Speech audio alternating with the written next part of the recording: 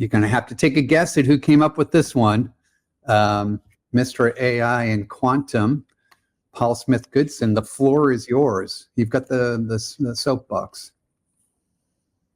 Yeah, Quantinuum has been doing some pretty good things.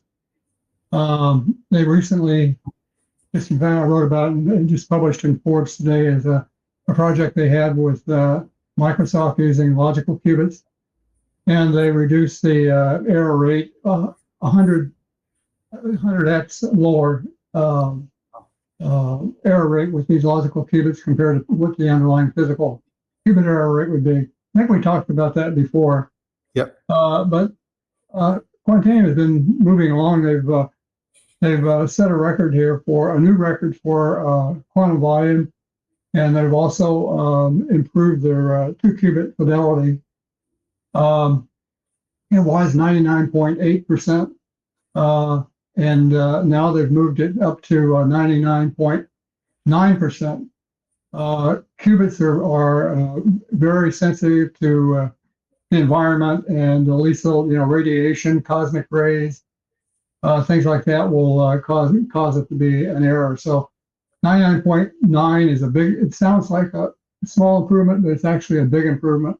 It's going from like, 1 error in 100 operations to 1 error in 10,000 operations, that type of thing. So, so they've basically got the record for the error rates in the quantum industry right now. And they've also improved their quantum volume. Pat and I worked with Honeywell Quantum Solutions, which is the precursor to Quantinuum, when they first launched the business. And at that time, they were kind of staking their reputation on quantum volume. Quantum volume is an IBM measurement. It's kind of a holistic measurement that takes into account a whole bunch of different things for quantum computing. And they set a goal that they were going to raise their quantum volume by an order of magnitude every year. I think they were going to do it for 5 years, so I think they've got 1 more year to do it. At that time, when they launched Honeywell Quantum Solutions, their big thing was it was the most powerful quantum computer in the world, and they did that on the basis of a quantum volume of 64. So over the years, they've gradually increased, not gradually, but every year it's basically 10 times higher than it was the previous year. So this year, they've got a new record for their quantum volume. It's like 1.2 million. It goes back comparing it to 64 when they launched. So they've done a good job with the technical aspect and improving the machine. So every little bit of improvement in fidelity unlocks new possibilities and challenges that they can accomplish within the quantum computing. So let me ask you a question. First off, Will, is it just me, or does when Paul speak, it's like, it's so smart, you're just like, I can't think of a good question. My IQ points rise every time we do this podcast with Paul. And I understand about a third of what he's talking about, just enough to be dangerous. Well, that's very good. That's the nice thing about being in quantum is that you can kind of make up things. And qubits. 5 years from now, no one's gonna question whether you were right or wrong. Right. Hey, Paul, because we have thousands of new listeners coming on from around the world every week, I know daily. Yeah, I know we've asked this question before, but when do you see, as the quantum guy, and I mean that kind of industry wide, you're known as like the quantum guy. When do you see quantum having kind of broader and real world kind of application? Part one. Part two, what's the down market impact of that? Yeah, the big thing, well, there's a couple of things holding quantum back right now. Basically, error correction is the big problem. Yep. We need to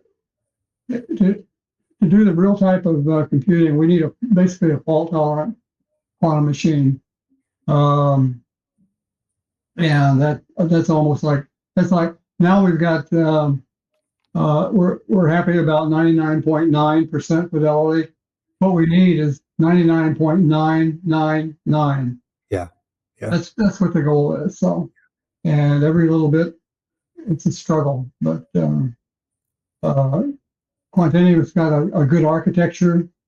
The good thing about that, they've got something called a QCCD architecture. It's basically instead of having one big linear zone with a bunch of qubits in it, they've got different zones that they set up. They move qubits in it and perform operations. So it cuts down the noise and makes it more efficient. And so they're in a position really to scale up, keep improving their fidelity, and scaling up more and more qubits as they improve their fidelity. So it looks like pretty good. I would say this thing with Quantinuum and Microsoft is a fairly big deal. Mm-hmm. I'd say it is a big deal using logical qubits. And the way it works is it takes like maybe 7 or 8 logical qubits, really physical qubits, but what they do is you take the quantum information from a physical qubit that does the computing, and you spread that quantum information across these 7 or 8 qubits that become a logical qubit. Mm-hmm. Because you can't measure a quantum state directly because you collapse it. Yeah.